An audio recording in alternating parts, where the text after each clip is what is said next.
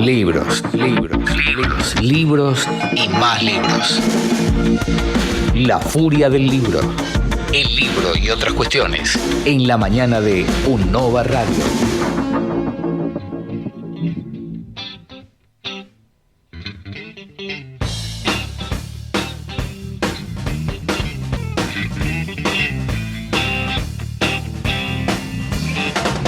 ...25 minutos pasaron de las 10 de la mañana... ...como bien lo anunció la apertura... ...una edición más de La Furia del Libro... ...a cargo del divulgador literario Andrés Russo. Bienvenido, muy buenos días. Muy buenos días, Luciano, Sofía y audiencia. Quinta Furia del Libro. Quinta Furia del Libro. Si mal no conté.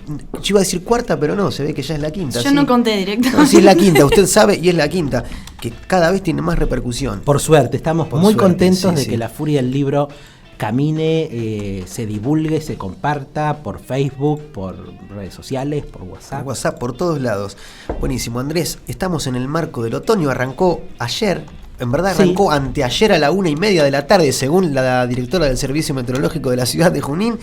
Así que a 2 días pasados ya entrados en el otoño, seguimos con libros del otoño. Sí, con libros del otoño y creo que me gusta, y creo que nos gusta a todos esta consigna de libros del otoño porque rompe con los libros del verano. El verano, que parece que es el único momento en que se lee tranquilamente. Por supuesto. Y habíamos empezado la semana pasada.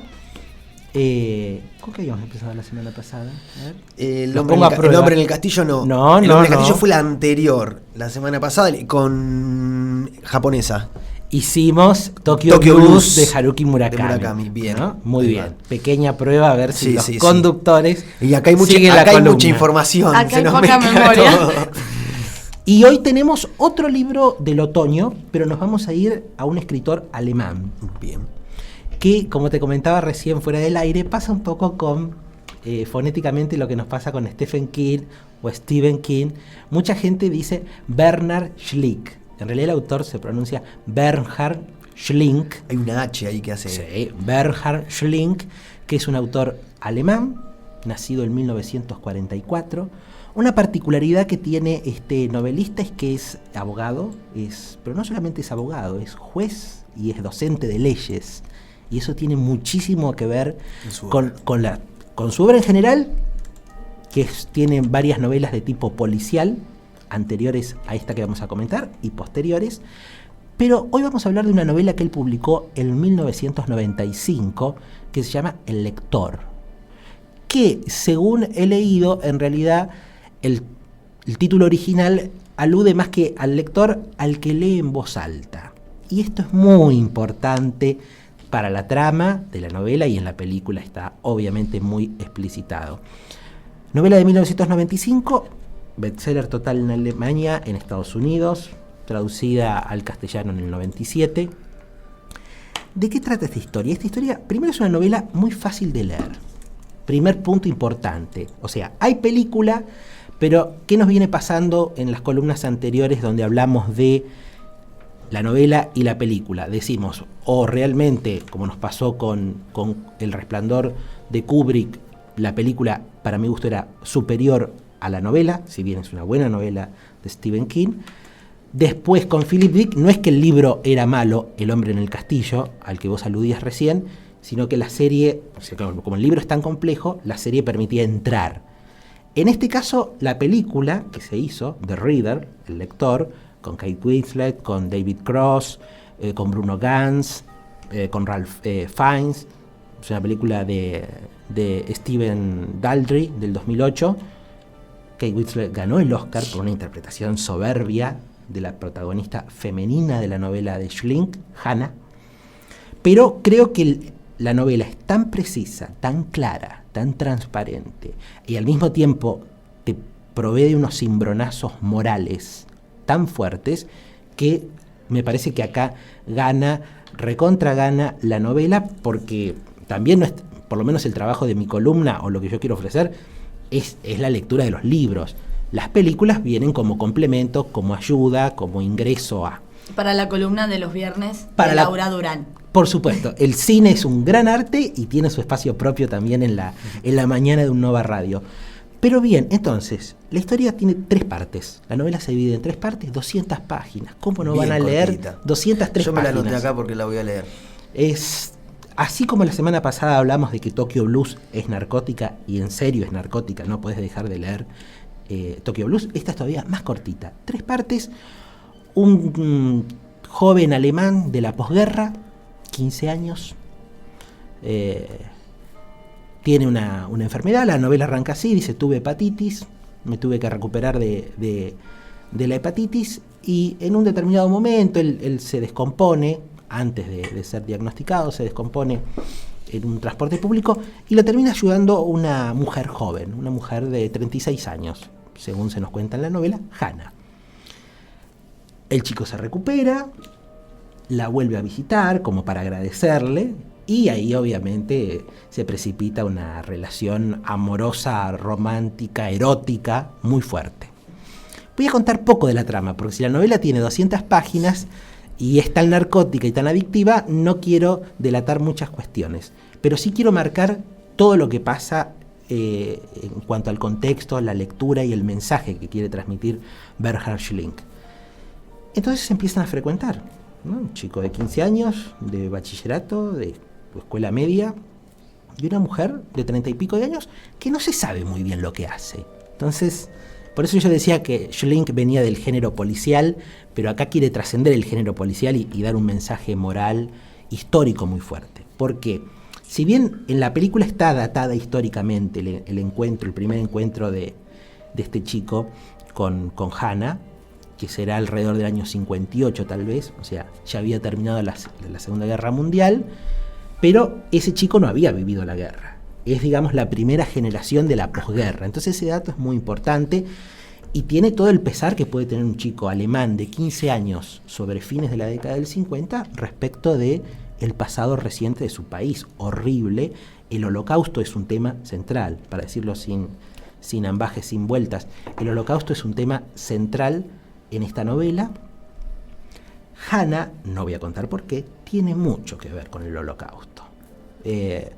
No en las primeras líneas de la responsabilidad política de esa atrocidad, pero tiene mucho que ver. Entonces, obviamente, este joven adolescente lo desconoce y se va a enterar de eso en la segunda parte de la novela, cuando él ya es un estudiante de Derecho y asiste a un juicio contra criminales nazis ordinarios, digamos, no los jerarcas que ya habían sido juzgados en Nuremberg, sino a uno de los tantos juicios que se hicieron a distintos criminales nazis según las distintas responsabilidades. Y él se encuentra de vuelta con esta mujer a la que había dejado de ver en el contexto de este juicio como una acusada de crímenes nazis. Y ahí empieza lo que para mí es uno de los 2 temas centrales. El primer tema central es la propia relación erótica que pasa por la lectura entre... Te iba a preguntar porque todavía no había ningún indicio de lectura en nada de la trama. Es que o quizás estaba en todo momento y no... Está en todo momento, pero digo, como está tan atado al libro y al desenlace incluso que tiene el libro, no sé cuánto voy a querer contar de eso. Pero efectivamente, Hana y Michael Berg, así se llama este chico de 15 años, Hannah Schmidt, Michael Berg. Te voy a contar porque un poquito voy a ser infiel. Este chico va a una muy buena escuela, entonces está acostumbrado a leer Tolstoy, está acostumbrado a leer la Odisea de Homero, tiene formación en latín, conoce muy bien a Goethe, conoce muy bien a Dickens, en fin, se maneja con todos los clásicos de la literatura. Y cuando le va a agradecer a esta mujer le pide que le suba un poco de carbón. Y el chico queda obviamente todo sucio, y ella lo baña, hacen el amor y él le lee. Y esa estructura se repite en los distintos encuentros. Se encuentran, lo baña, hacen el amor y él le lee. Él entiende en ese momento que el hecho de leerle es parte de todo el ritual erótico sexual.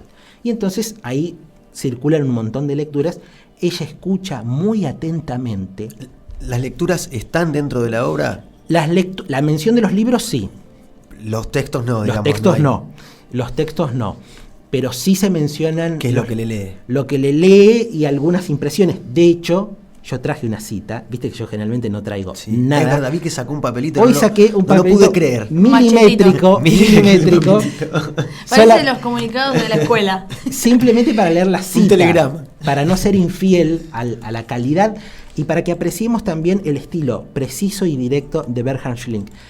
Entonces, esta es básicamente una historia de verano, insisto, entre Hannah y Mijael, porque después eso se disuelve. Él vuelve a su mundo y pasan muchos años hasta que la encuentre en este tribunal, ella como acusada y él como estudiante que va a haber un juicio. Pero en el sumum del idilio, cuando se encontraban para hacer el amor y para que él le leyera los grandes clásicos de la literatura universal, dice Schlink: el verano fue el vuelo sin motor de nuestro amor, o mejor dicho, de mi amor por Hannah. De su amor por mí no sé nada. Mantuvimos nuestro ritual de lectura, ducha, amor y reposo. Le leí Guerra y Paz, con todas las digresiones de Tolstoy sobre la historia, los grandes hombres, Rusia, el amor y el matrimonio. Debieron de ser entre 40 y 50 horas. Y, como siempre, Hannah siguió atentamente el desarrollo de la narración. Pero ya no era como antes, ahora se reservaba sus juicios. Bueno, simplemente esa es una cita del lector de Bernhard Schlink. Hay para completar muchísimo, digamos, porque ella ya no estaba tan atenta. ¿Qué estaba pasando? El amor de ella? Por supuesto. Se nota. Pone en duda un montón. ¿Quién es ella? Hay una pregunta que hay que responder. ¿Quién es ella? Bueno, ya sabemos, lo anticipé. Termina siendo una guardiana, una celadora de bajo rango, pero celadora al fin de uno de los campos de concentración nazi. Y eso pasó y ya estamos en la posguerra, pero en determinado momento va a ser juzgada, va a ser...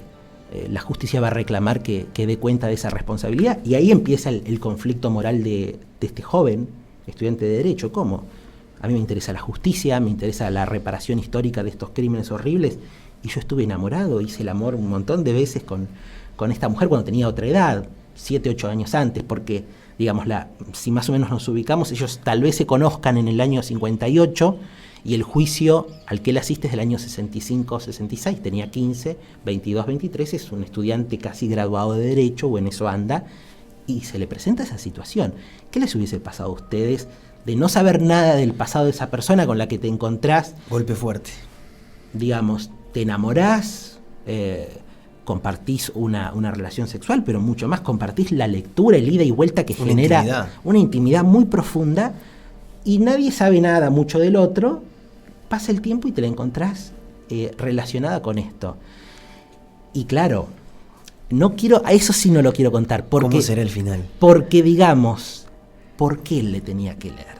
Eso lo tienen que averiguar ustedes, los que nos están escuchando y van a leer el lector de Bernhard Schlink. Tengo una pregunta. Sí. Cuando arrancás a leer el libro o a mirar la película, ¿ya sabés lo que es ella? ¿O no, para nada. ¿Spoileaste? No, para nada. Totalmente fue un spoiler deliberado. A veces son necesarios. Sí, porque si no creo que no se entendería por qué él después va a un juicio y eso le impacta, digamos. Claro.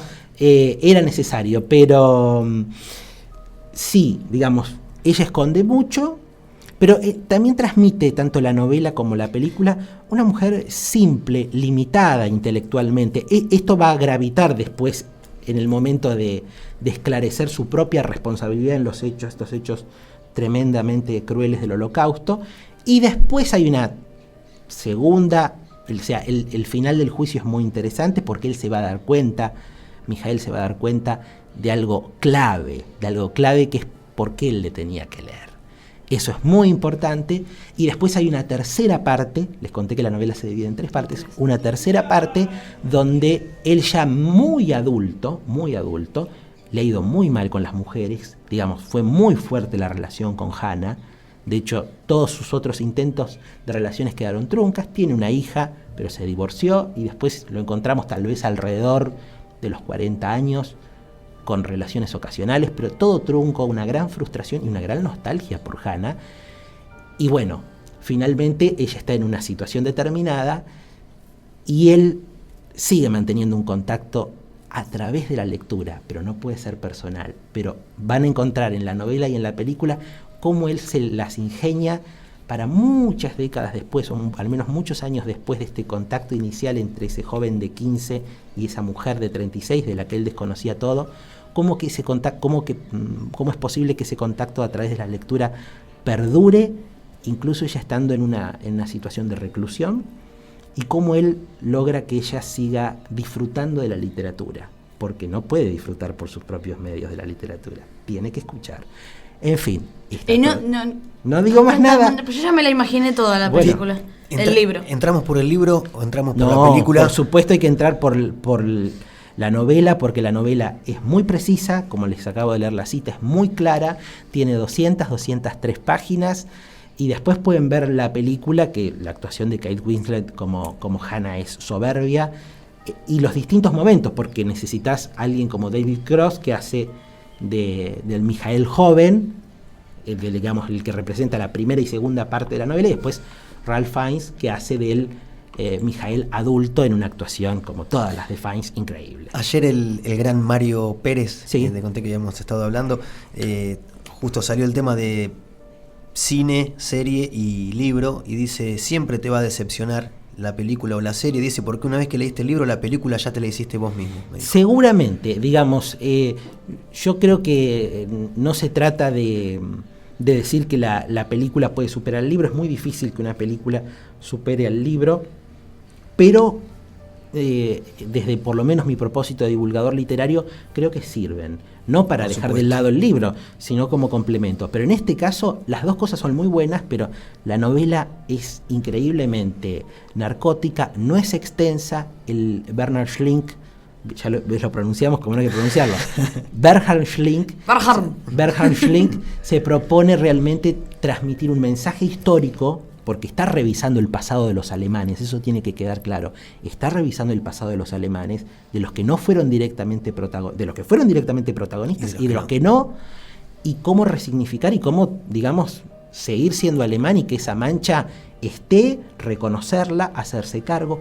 Todo eso está metido en el lector de Bernhard Schlink, y al mismo tiempo hay una historia amorosa, erótica, íntima, muy fuerte, y en el medio de todo eso la lectura de los grandes libros de la literatura universal. Así que es un combo fabuloso el lector. Venimos en la línea romántica con contexto político. Tanto como en Tokyo Blues, romántico con contexto político, y acá ni te cuento el contexto político, moral y personal que se pone en juego, las tensiones de este personaje que...